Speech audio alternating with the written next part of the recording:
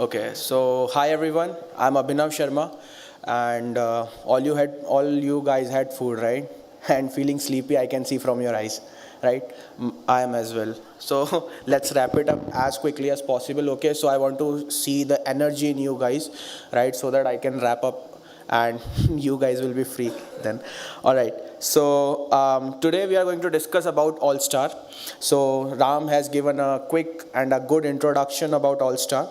So I'm going to show you how we can use All Star for automating the security policies within your GitHub organization. So as a layman's language, if you want to know what All Star is, so consider it as your friend who always reminds you about, you have left the keys in your door hole, please take it out. And if you are out to house and you just let your doors open and do not close them. I have this bad habit and I have the friend who scolds me a lot for this. So consider All Star, you are that friend, but it's a code this time. Okay. So before starting, quick about me. I'm Abhinav Sharma. I'm a site reliability engineer at CodeCloud. I met many people who know about CodeCloud. The one who don't know, we are an tech company. That's it. You can know more about us during the entire week. Okay. I've done 3 times. I've received my MVP award for the work I've done in Azure AI services. Apart from that, I'm also a GSOC contributor with OpenSUSE, and I am a GitHub campus expert for the India region. And I've done 21 different certifications, multi-cloud certifications along with CKA, CKAD. You guys have know about this. So in conclusion, if you had any queries related cloud, DevOps, and SRE spaces, you know who to ping. I would try my best to help you guys, assist you in whatever you are stuck with, or we can just collab on some projects. I am an open source guy, right? Okay. So a lot about, we talked layman's, but let's talk about numbers now. So it's a reality check that I would like to give you. And I was also amazed to know these facts when I was just preparing for this session. And this was the data released by IBM last year. And it states that $4.45 million. It's a cost a company bears when there is a data breach, right? And another fact is 84% times these errors occur due to human error.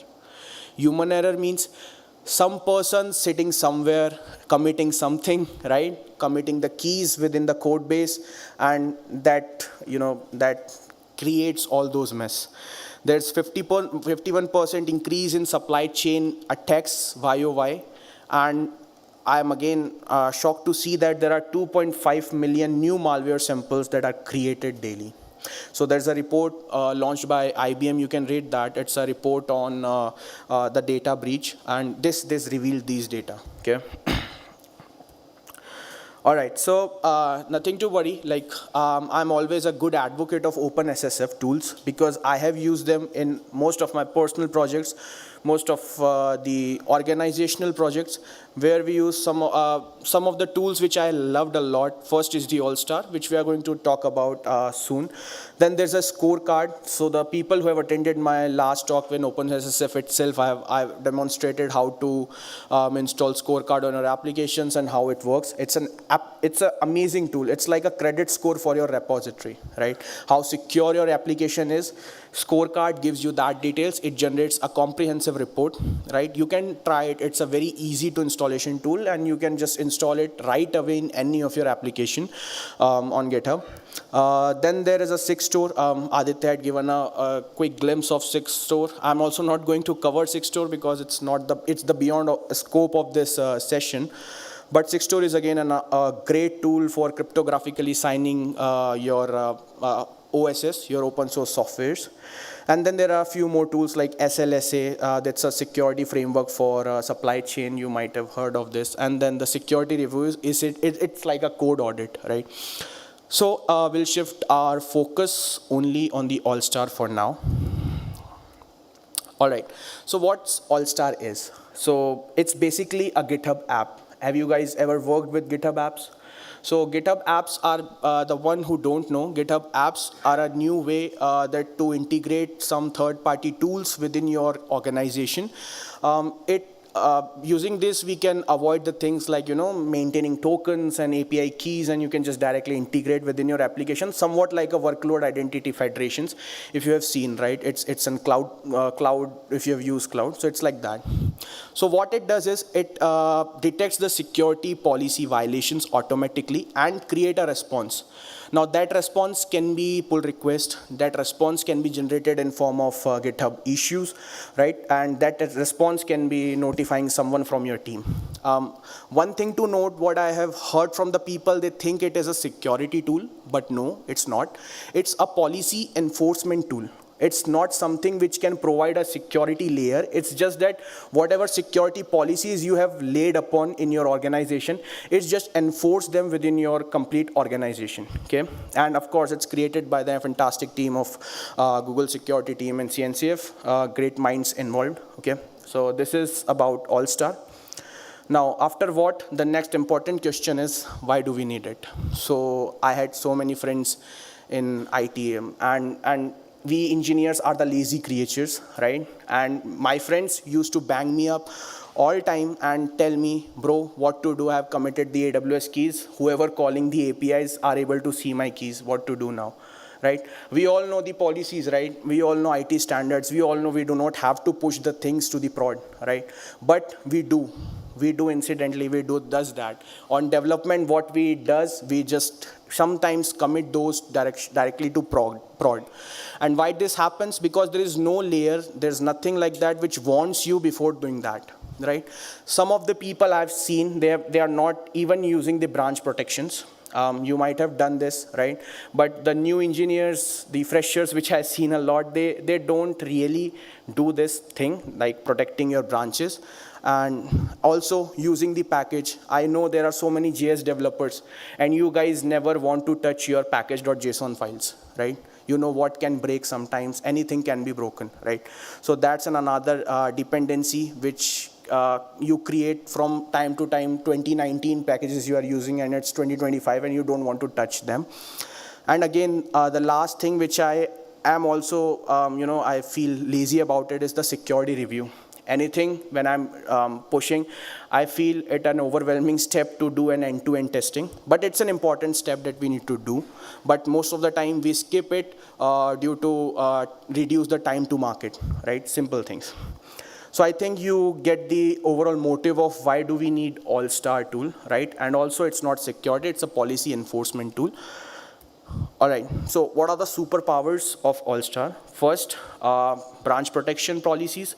Like it enforces that you should protect your production branches. You should not commit things directly to the prod. And if something is going to the prod, you have to create a branch, right, first. And then that branch is analyzed. And then if everything is fine, no security vulnerabilities are there, then that is pushed, right? Second is the workflow security. So GitHub Actions can be dangerous, right?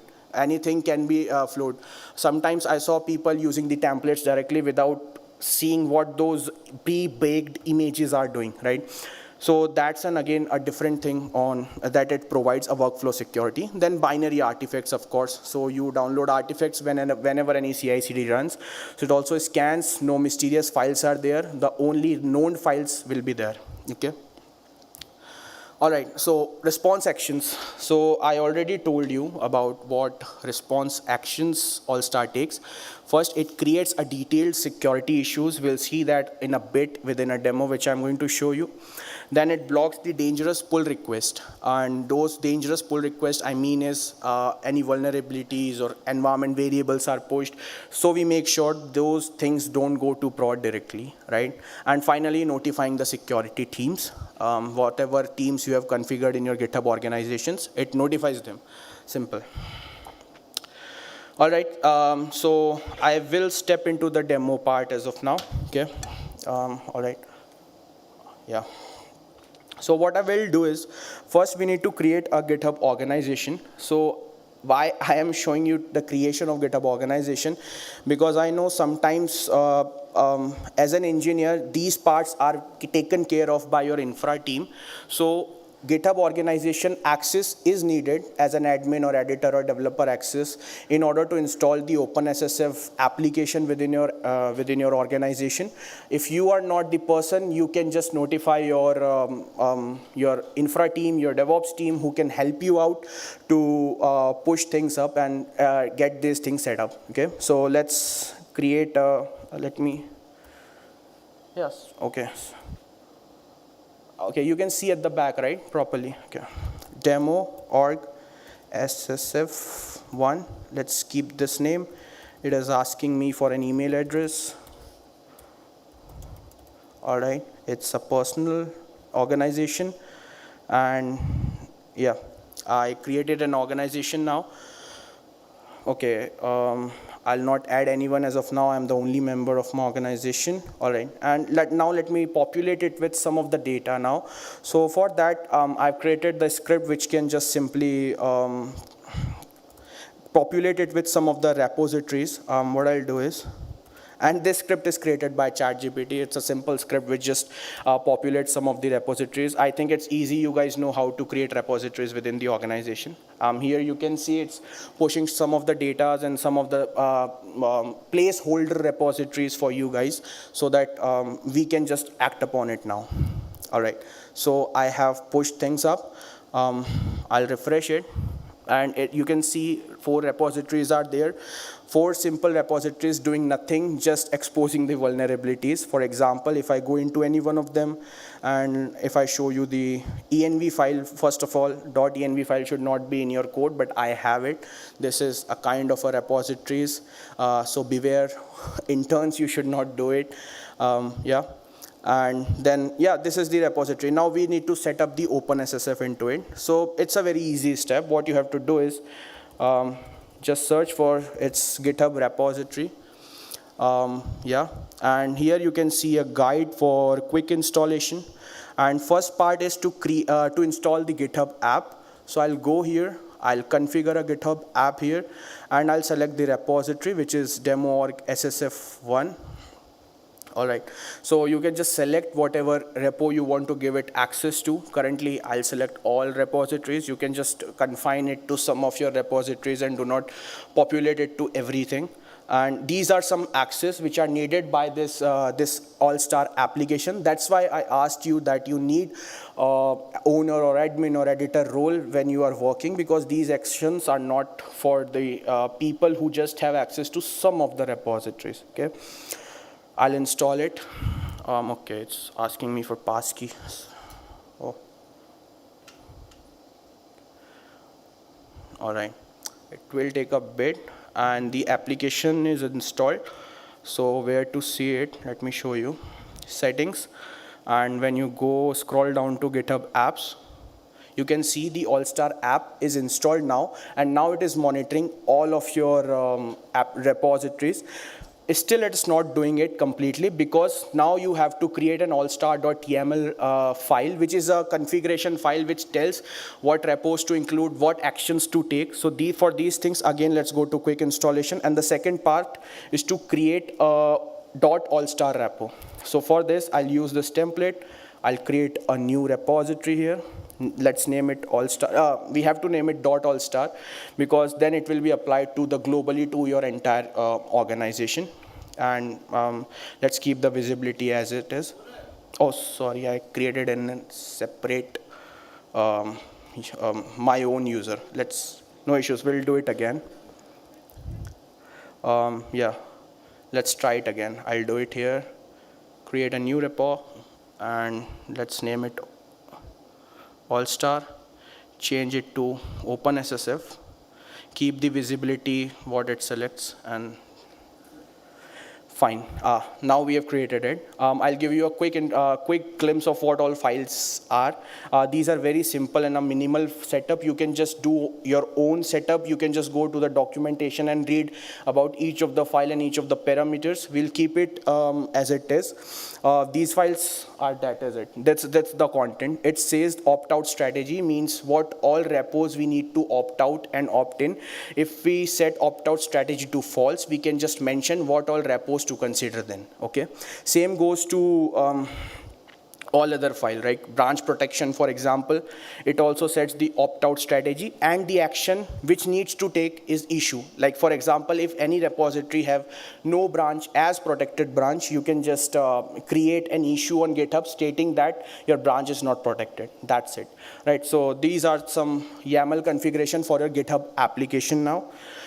All right, so we have done the setup. Now the thing is, it takes 15-20 minutes to 1 hour at max to scan your entire project. I tried it last night and it took a lot of time. So for demo's sake, I've created a separate project. It's a similar project. The things which are there are here only. Here I have the same repositories, the All-Star repo, and this is the .github repository. You guys know about .github and when we create it, right? .github is used when you need to apply any global configuration to all of your repositories.